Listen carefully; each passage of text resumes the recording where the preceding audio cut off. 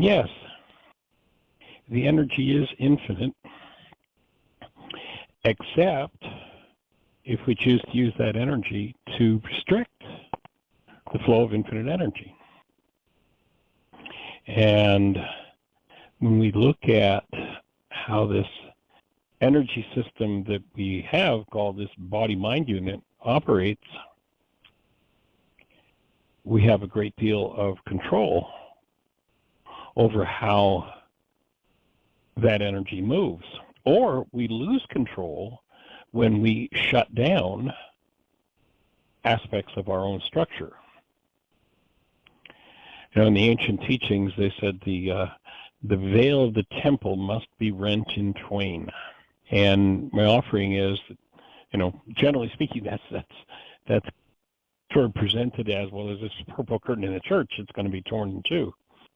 But what they're really talking about is our own structure, our own body-mind unit. That's the temple they're talking about. And when we cut the flow of energy in the temple, in the structure, we end up in difficulty. And there's both a physiological and a psychological aspect of that veil of the temple. The holding of the breath is the way to physiologically shut down, and therefore to open that veil of the temple. Psychologically, forgiveness, non-forgiveness is the way to shut it down. Living in denial is the way to reinforce shutdown. And forgiveness is the way to reopen that on a psychological level. Of course, denial being when I think or speak as though something outside of me is the cause of what's moving inside of me. In order for my mind to follow that directive, to show me that somebody else is the problem in my life, I have to shut down the flow of information, the flow of energy, the truth about what's really causing whatever my disturbance is. So the denial is the shutdown and is what causes us to hide information from ourselves. And then forgiveness is the way to access whatever has been shut down and remove it. As one, and this relates, and we talk oftentimes about healing crisis, this relates to the process of healing. I was talking with someone the other day, and I oftentimes refer and would invite everybody who's listening, if you haven't heard it previously, to check out a video. You can rent it on Amazon. You can go to a website, All the Rage Doc. That's one word. All the RAGEDOC as in document or documentary .com. And on that site you can rent a film, a video documentary called All the Rage, which is about the work of a man named Dr. John Sarno. And what Dr. Sarno does is he instructs people as he's a back surgeon. That was his original work. He's a researcher at, I believe it was University of Buffalo, Rusk Center, if I remember correctly. And he's teaching people that their back pain, as opposed to being as a result of the injury they had or what have you, that it's a result of shutting down energy, and that is the energy of rage. So when one locks into rage, i.e. from the belief that something outside of us is the cause of what's moving inside of us, the real cause of what's moving inside us is locking into tissue, and that's where the cause of our pain is. And so the mind engages in a whole process of lying every time that we're in denial, and has to shut down an aspect of the truth about ourselves in order to live in that state of denial. So denial means I have to dissociate from the energy of the truth. Putting in terms of energy, I have to dissociate from the energy of the truth in order to make up a whole perceptual construct that something outside of me is the problem. And wherever that energy is locked, that energy is going to create disease. So I was working with someone the other day, and they shared with me that they had watched that video. And one of the things that they were dealing with was whenever they would sit in the car and drive, they would have in their low back like a hot poker. You know, that kind of pain. And that they were watching that video at my recommendation, and the next time they got in the car to drive, that was gone. And they realized that something had opened for them while they were watching that video. So one of the ways, and I've just sort of been contemplating, why does that happen? And one is that we come to a level of understanding, and two, a level of safety that allows us to open what needs to be opened. That's one of the things that helps us to open this veil of the temple is safety. You know, whenever I start an intensive, if you've ever been in an intensive at Heartland with us, you'll recall that I always start out with the instruction that says, you know, the idea of being here. One of the things is to create a space of safety. And the reason why we've hidden things from ourselves or not dealt with things in our lives is because there was a point where we felt like it wasn't safe. We experienced that it wasn't safe to deal with this. And so we shut down the flow of energy. We shut down the flow of information through our denial or through our unwillingness or through locking up tissue. And this is where Dr. Sarno comes up with a disease process he calls TMS, something that's totally and completely caused by the mind, but a totally and completely physical problem. Mind-body interaction. The TMS stands for tension mitosis syndrome. In other words, if I have rage and I'm 2, and a parent turns around with a fist toward my head in response to my rage, I'm going to decide it's not safe to feel that rage, and I'm going to stop the flow of energy, but I've got to put that energy somewhere. And what Dr. Sarno explains is when people do that, they restrict muscular activity in response to that lack of safety.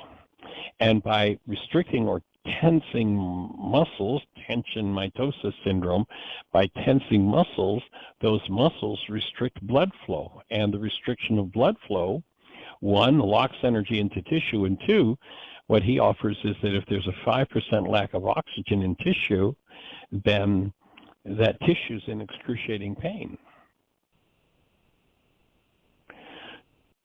As a result of 2 things. 1, the restriction of flow, and 2, the locking in of the energy that never belonged.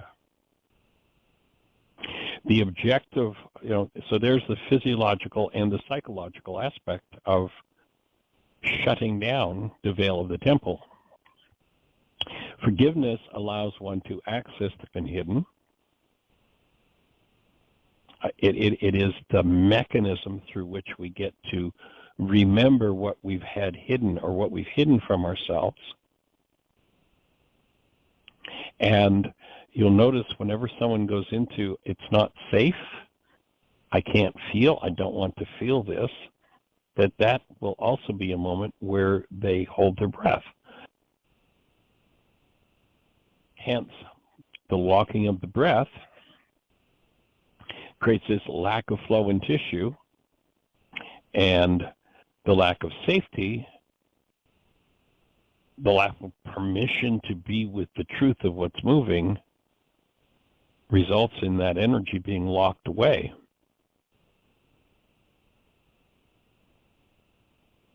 When one goes into, because it's not safe, a state of fear, that state of fear is expressed physiologically by creating this tension which restricts blood flow. Now one goes into actually restricts and redirects blood flow, especially if one goes so far into their fear or their rage or their stress that they create a state of sympathetic dominance, and that totally restructures the way blood flows throughout the whole human structure. Sympathetic dominance is the historical generational response to, it's not safe, I've got to survive. So it's the survival mode of the structure. And in that survival mode, the blood is shunted to the larger muscles to empower one to either run or fight, and shunted to the lungs so that the lungs can take in more oxygen to supply that survival mode with the energy to fight off whatever needs to be fought off, or to escape from whatever one thinks to escape from. It's a wonderful mechanism, and it's designed for actual circumstances and situations where there is, in fact, threat. But most people live in that state chronically, even though there is no actual threat at the given moment. And so vitalizing one's own structure, and there are many ways to do that. You know, there's a great story in the ancient scriptures about a woman who's, we're told, has this physical disease. It's been going on for 12 years. She has what they call an issue of blood. She's got a 12-year period going on, which is a horribly traumatic thing for someone in that culture in particular. Because in the Judaic culture, a woman who is menstruating was unclean. She couldn't handle food. She couldn't feed her family. She couldn't go into her own kitchen. So we've got a restriction of the flow of energy as relates to her regenerative organs. And what does she look for? She's searching out this man, Yeshua, who she understands has a level of vitality and aliveness that's far beyond her own. And she knows that if she can just touch the hem of his garment, is the way it's stated in the scriptures. Now, I'm offering, they weren't talking about going over and touching a piece of cloth, his shirt or what have you, or his garment. Touching the hem of his garment meant moving into a space where there was safety and support, literally energetic support, touching into his energy field that vitalized her own. And in that vitalized state, she was able to process the energy that had been hidden through whatever, and they don't explain in that particular passage what she was processing.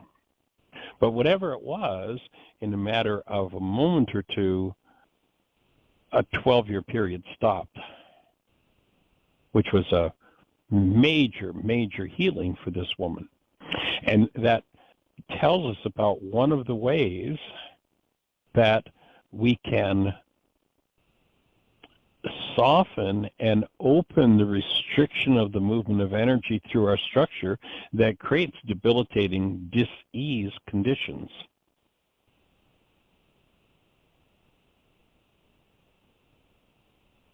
So when she felt safe enough in the presence of such a powerful space of love as Yeshua carried, and was able to connect to the vitality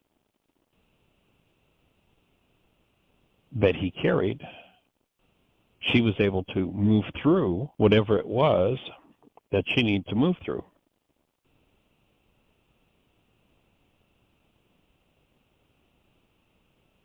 To recognize that the direct connection of active present love for each of us resides within us and resides with who we are as human beings. when we cut ourselves off from the awareness of ourselves as love. And that usually happens with the first power person message that we get from someone who has more power of our lives than we do, that is not functioning out of love, and that we perceive the circumstance of survival when those three conditions are met, and somebody buys into the thought disorder that's fed to them. And the first thought disorder for most people is usually something like, you're broken, there's something wrong with you. And when people buy into that, then they lock away energetically the awareness of who they are. That they are the source of love that they're looking for. And that resides within them. Most people look to the outer world for that support. I think it was, who was it? I'm not even sure. One of the considered saints said, what you are looking for is what is looking. Are that solution. But if you cut yourself off from that energy, if you lock that energy away, then the tendency is to look in the outer world for it. And there are many who will take advantage of that and promote the idea that, yes, the answer's in the outer world and you're not it, and you don't have the right to access it because you're broken, and to be fixed you have to come to me. When the truth is, the answer's within you. The same creative power that was in this man named Yeshua, and that's what led him to say, the things I do, you can do, and greater. Because I go to the Father, he said. I go to the power within me that is the same as the power within you, the Father within that does the works. Now, that was a language that's been translated and considered to be theological or religious, but there's nothing religious about it. It was simply brought through to this culture with a filter of churchianity. And unfortunately, in many cases, not always, but in many cases, that became the game that showed you that the challenge, or pardon me, the answer was outside of you, and you always, of course, had to pay tribute to the gatekeeper for that, rather than recognizing that your birthright is to live with that source that is within you. And nobody has the right to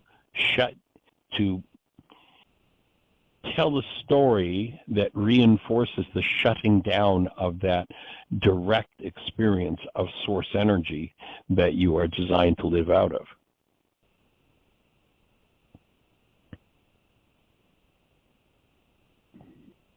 And so, again, physiologically, the way to open that energy is with the breath. Psychologically is to open it with forgiveness. When you open your own, it's unnatural for a human being to have an unconscious mind. Now, if we talk to the average psychologist today, they'll tell us that some 80, 90, 95, maybe as much as 98% of our thinking is unconscious. If 98% of our thinking is unconscious, that's what Michael is referring to in his book when he talks about the holding back of energy, that we cut ourselves off from that. And the whole idea of an unconscious is an artificially created state in a human being that comes about as a result of denial.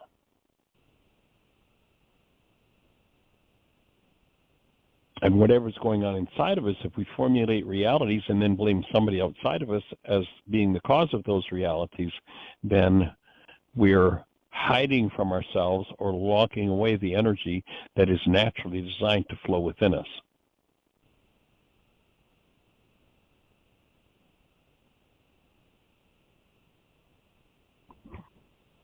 One of the reasons, why we've chosen to represent a device called the avacyn is because the avacyn is a physiological form of forgiveness.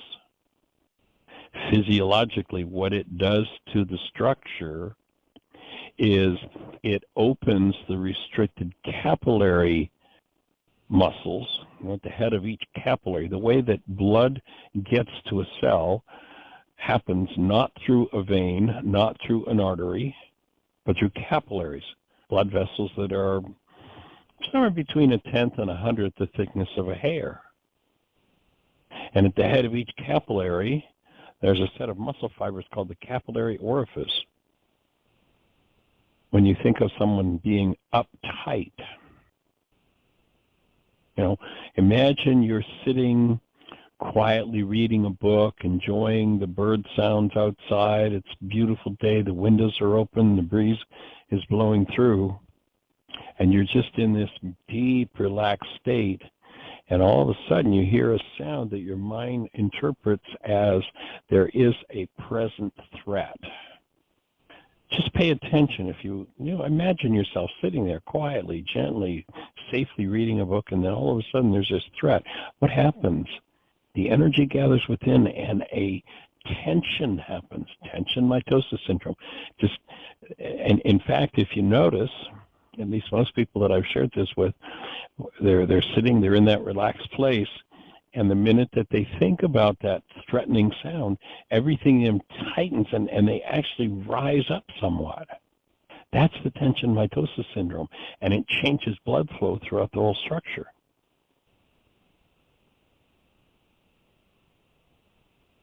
What the avicen does is through the palm of the hand,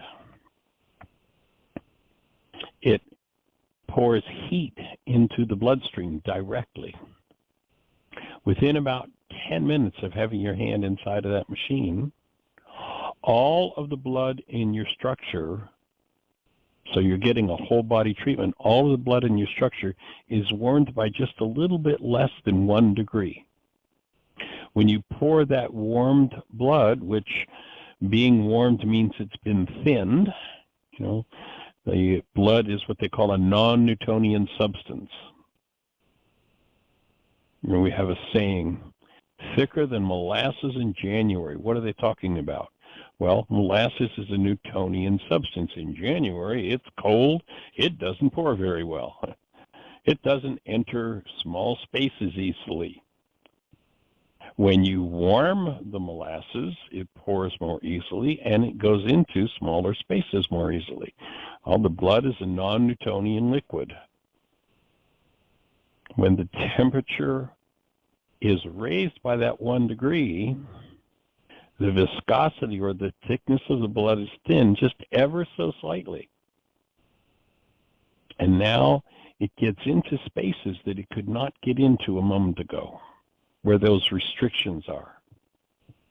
When that warmed blood flows over what's called the precapillary orifice, the muscle fibers at the head of the capillary, those muscle fibers experiencing that flow of warmed blood soften, and the capillary orifice, the valve at the head of each capillary, and we've got between 40 and 60 billion of them, the valve relaxes when it's warmed.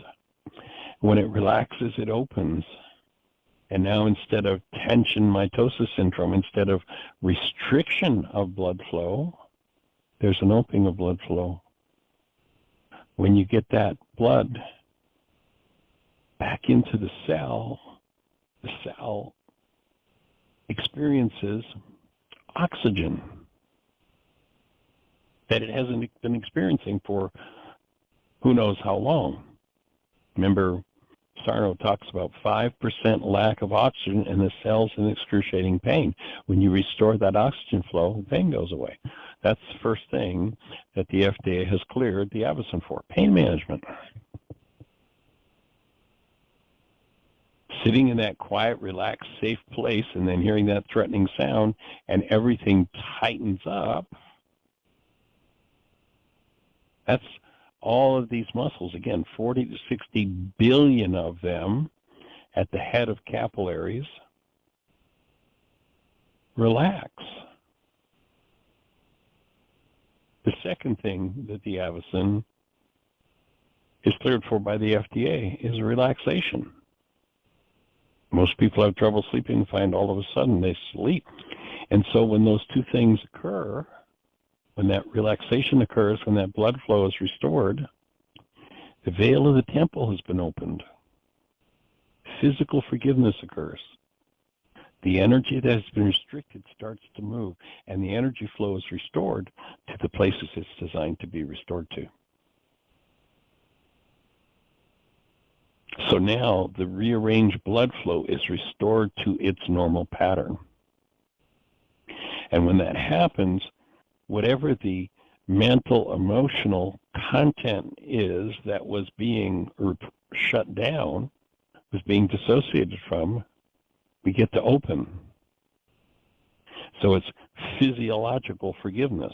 Add the breath to that, and one gets to process whatever's hidden under the veil of the temple. Now, oftentimes people will process, they'll have memories come, they'll have access to that memory that was shut down. When you add breathing to the use of the avacyn, you've now got a winning combination. When you add forgiveness to that, the psychological aspect of forgiveness, then everything starts to move.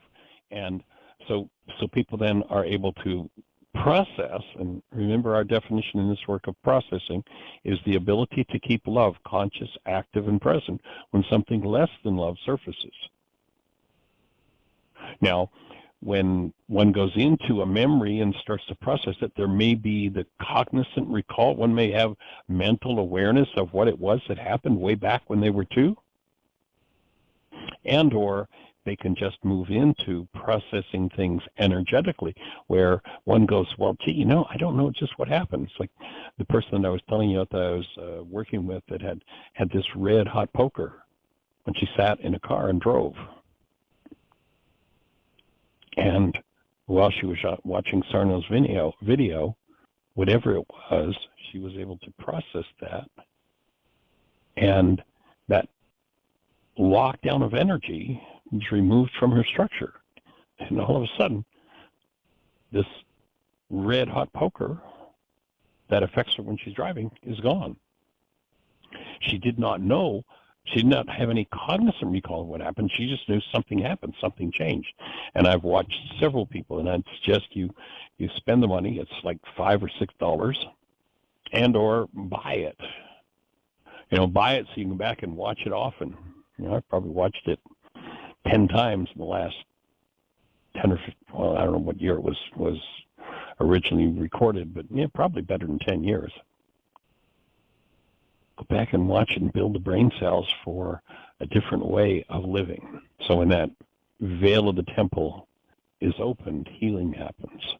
When it's opened in the presence of active love, and that's why one of the practices of this work is to spend time each day thinking from the mind of love in you, connecting with and cultivating your relationship with the mind of love in you.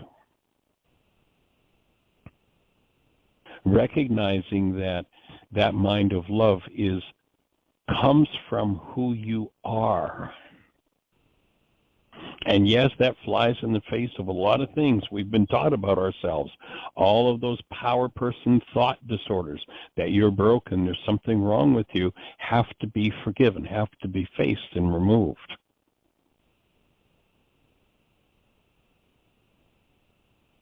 And so that's part and parcel of where we're going with this work. And our objective is to take these tools, put them in a format that makes it reasonable and doable to remove whatever never belonged. And guess what never belonged? Your temple, so to speak, was not designed to hold or experience any energy based in any form of hostility or fear. Those energies are aberrant energies to human beingness and to human intelligence. Your physiology was designed to incarnate and to be an expression of the presence of your created essence, which is love. And maybe somebody didn't tell you from the beginning that your created essence was love, and that's what you were designed to live as. But the truth is, it's the stuff you're made of. It's the stuff that everyone around you is made of, no matter how, quote-unquote, terrible they may seem to be. And we develop the ability to start to see that in others, even others who are so crazy in their behavior that they maybe deserve to be put in prison because they're not safe within the environment, to be able to see and tap into the truth about others and about ourselves. You can only tap into that truth about others when we tap into it about ourselves, but to be able to do that is to create a space of support for those who are living in the power personal lies they've been told about they're broken and there's something wrong with them. And all of the aberrant behavior in there, all the crazy stuff, all the rage, all the guilt, all the fear, all the greed, all the divorce, all the conflict is made of energetic patterns that never belonged in human forms. Truly, the veil of the temple must be rent in twain. And that's what we're here to do, is to support individually and collectively every mind, heart, and being on the planet, understanding that and resolving, processing through whatever it is, whatever the thought disorder is that you were fed about yourself, whatever maybe has been going on within your generations for 1,000 generations. To be able to directly bring that forward in the presence of love, to allow the veil of the temple, the tissue structure that tightens, to hold that energy pattern somewhere within your form. And one of the problems of tightening the energy structure and holding a disintegrative energy somewhere in your form is that part of your form, whatever the tissue is, will be diseased. There's only one disease in the world. They've got lots of names for it. But when you hold an energy that doesn't belong, wherever you hold it, the tissue that it's held in is going to be diseased. You've heard me say it before. You know, if you've got a disintegrative energy and you hold it in the big toe, then someone's going to tell you you've got the big toe disease. If it's held in the knee, the liver, the heart, the brain, they're going to tell you that you've got the knee, the heart, the liver, the brain disease. There's only one disease, and that's an energy, unlike love, that doesn't belong within the human system. And a myriad of expressions of that disease that we have all these fancy Latin names for. And drugs have never resolved the disease, because they are simply another way of locking down the veil of the temple, locking down the energy flow. Oh yes, if you have this set of symptoms going on with this organ, and we can totally, completely anesthetize that organ. You know, one of my favorite examples is, you know, if you ask somebody, or if you were to check somebody out, let's say you had the best lab in the world and somebody has this terrible headache and you took them into the lab, I guarantee you would not, with all the tests you could possibly run, find that their body lacks aspirin. But if you give them aspirin, will their headache go away? Absolutely not. Will their awareness of their headache go away? Absolutely. But have you resolved anything by making the awareness of the headache go away? No. You'll do much better by teaching them how to open the TMS, the tension mitosis syndrome, that's the cause of their dis-ease process. Empower them, support them in realizing who they are, and showing them how to embrace whatever that energy is and be relieved of it. Be relieved of an energy that doesn't belong within your structure, by the way, from the psychological perspective, that reflects as physiological change. It's called forgiveness. Forgiveness does not mean I'm going to let you off the hook for what's happening inside of me. That's just another form of denial. Forgiveness is the act of opening the veil of mind temple, finding what lies beneath the surface, what's hidden through my denial, my dissociation, and my projection, bringing it to the presence of love in me and freeing myself from it. Whatever it is, the smallest little irritation, disturbance, or upset. And oftentimes, well, one of the lines in the Course in Miracles is that your smallest irritation covers your deepest rage. And when you put rage into tissue, it kills the tissue, the organ that it's in. And I don't care what your diagnosis is. Break down that word, diagnosis. What's a dyad? That's two. What's an agnostic? Somebody who doesn't know. Diagnostic, two who don't know. But we'll pretend we know. And then we'll offer all kinds of suppressive, energetic ways to anesthetize or drive that even deeper into unconsciousness so that it seems to be gone. But sooner or later, you'll notice when they drive something into unconsciousness, they don't say that they're causing diseases by doing that. They say that there are side effects to doing that.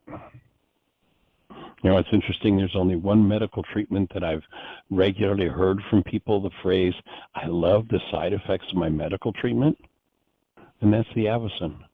There's nothing else I know of that people can say that about. Because what it's doing is increasing the energy flow throughout the structure, breaking down the barriers, opening the veil, and providing the blood flow that's needed to restore every cell to health.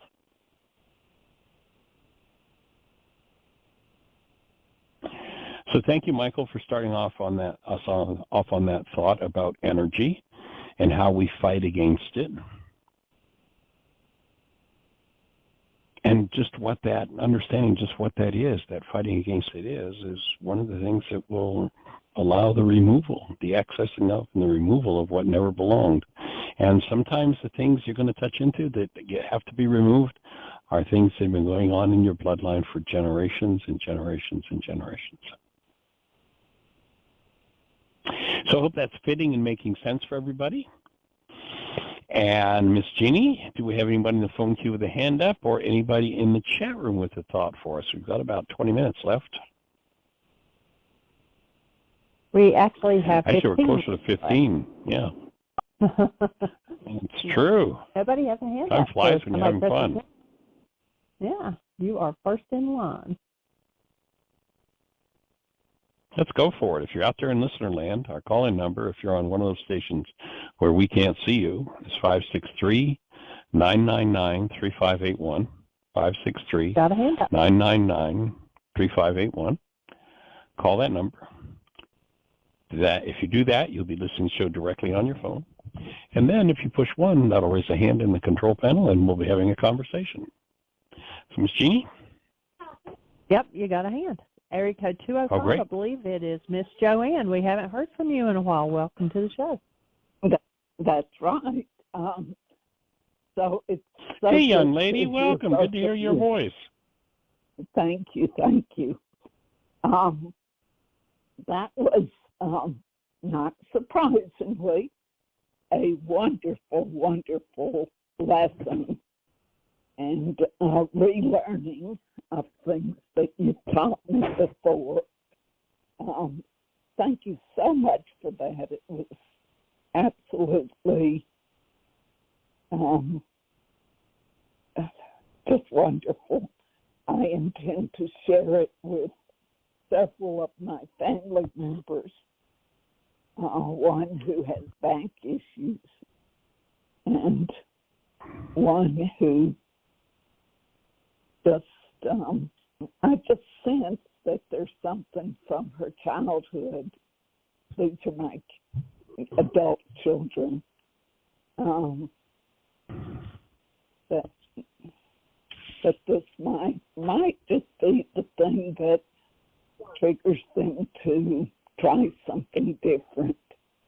Well, we'll hold the space that they find the answer, whatever it takes to move through whatever it is that they need to move through. Well, and, if in so doing, we can be of any support, they're certainly welcome to call the show and ask any questions they can about forgiveness or any other aspect of this work that we can support them with. Wonderful. So are you in Virginia, or are you in... we're in Bristol, Virginia. We moved here about 4 years ago. I know that you knew that. And, Jean's dad passed away a couple of months ago.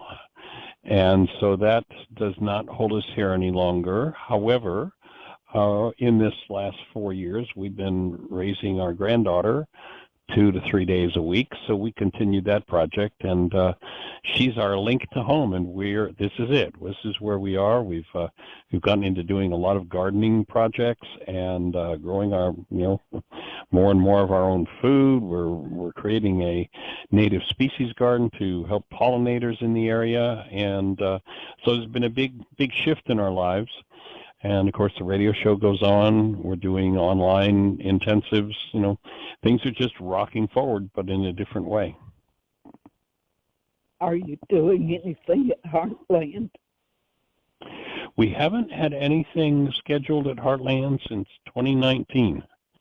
That was our last Heartland adventure. We can't, because of COVID, we had stopped, and we almost did something this summer. And then we dropped that. It was just more on our plate than we could do.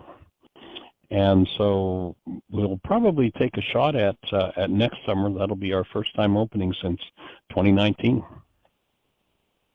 Awesome. That would be wonderful.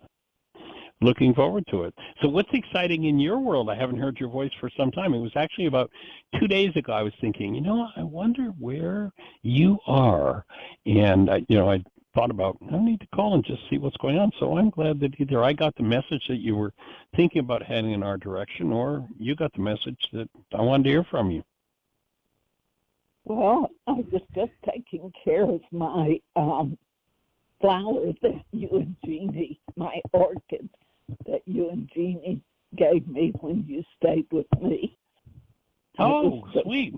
Pampering it this morning. It still blossoms. And I've been spending a good amount of time at the beach. One of my sons bought a condo on Orange Beach, and it's just absolutely beautiful down there. Nice. I get to see my 2 granddaughters about once every 4 to 6 weeks. And doesn't get better than that, does it? It really doesn't. It's just fabulous. So I hear you. I don't know if you know it, but Michael J., my son, for 25 or more years, he's wanted to have a baby, but just never connected with the right woman. And they have a granddaughter now that's, she's going on 8 months. She's been circling the earth, and we've gotten to spend some time with her, and it's just awesome. The last time we were with them, it was like, Michael J., you can't take that baby back to Kansas City. You got to come to Bristol. You can't take that baby away. So, but they've got family ties there that keep them there, and of course we've got family ties here that keep us here. So we just, work to cross paths as often as we can. Well, I surely would love to hear that little granddaughter that helps you do the radio program. I remember when she started saying the telephone number. Right, 999. Yeah. Well, Jeannie, I'm so sorry to hear about your dad, but he had a good life, didn't he?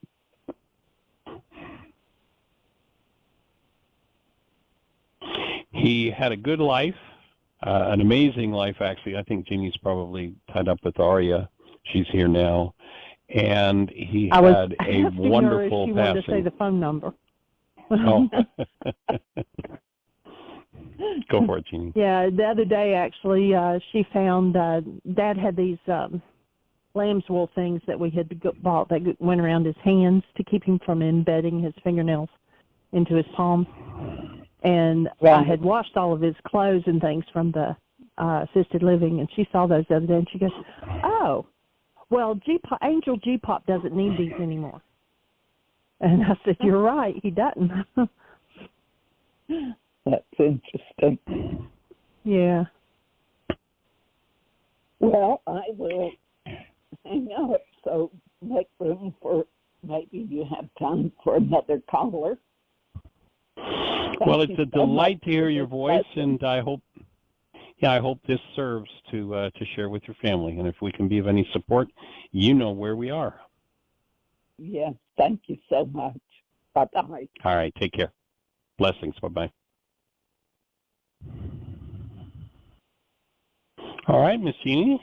Well, let's see. We're down to about 8 minutes. And we so have 7 minutes. 7 minutes. So if you're out there, and it's about time for a good question or so. If you're out there with a thought for us. If not, I have a question that came in via text yesterday. So have we got anybody with a hand up there, Miss Jeannie? Nope, nobody has a hand up. Okay. And Aria said, tell them that emotions are shadows of thoughts. I said, you want to tell them? She goes, no, you tell them. Yes, she knows. So someone had asked me a question via text about thought forms. And the question was, are they real? And do they exist within the structure? And then if someone dies, leaves the body, do they carry those forward? So if we go to the opening words in the book of John in the New Testament, Audrey, the word, the opening statement there says, in the beginning was the Word, and the Word became flesh. At least that's what the Greeks tell us it said. But in Aramaic, what it said is, in the beginning is the mind energy, and the mind energy becomes flesh. What cell biologists are showing us is that when we think of thought, that thought becomes a neuropeptide, an actual molecule in a structure. This is the thought form. And that molecule circulates around in the structure until it finds a cell with the receptor site that matches, and then, and it depends whose perspective you take, what they're primarily saying is that the cell then replicates the neuropeptide. I don't believe the cell replicates the neuropeptide. I believe the cell takes the mind energy, that molecule, and it inserts itself into the cell. If we were looking from inside the cell, it would show up as chemistry, that what we call a thought form. And when we bring together a number of thoughts, you know, the referral that I made earlier to the thought disorders that are fed to most people, that would be a thought form. You know, we were doing the, on the second Thursday of every month, and maybe now it's going to be every, the first and third as well, with A Course in Miracles. We've been doing a study group out of London, England, with a young lady named Yinka, and it's called the Hear My Voice Book Club. And they've been working with the book, Why Is This Happening to Me Again? And in that study, they've been dealing with the forgiveness process. And one of the sessions that we did, the young lady who runs the club had shared, this goes back a few months ago now, that she'd done a worksheet around, and I don't remember what the worksheet was about specifically, but what she uncovered was a thought form that she had about herself.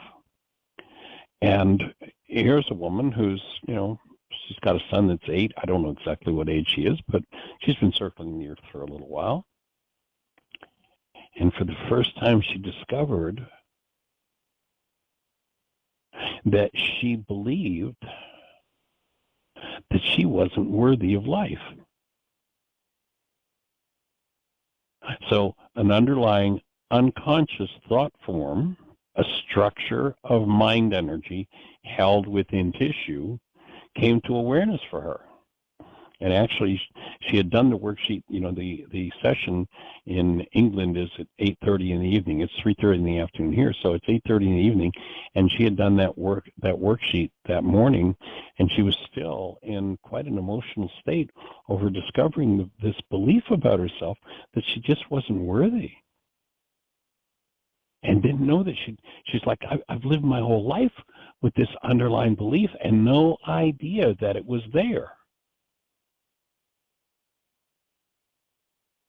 And that's the whole crux of forgiveness and what this work is about. Are those things permanent? Well, if we never address them, yes.